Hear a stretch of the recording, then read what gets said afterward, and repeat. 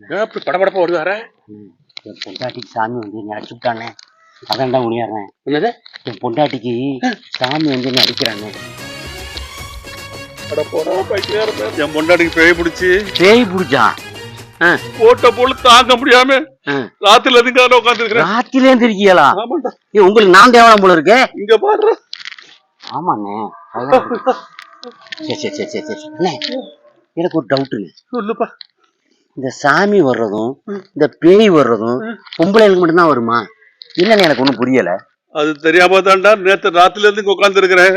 ஐயோ, பயம் பயம் பயம் பேயினால பயம், சுடுகாட்டு ஆவி கூட்டம் சூழ்ந்து வந்தா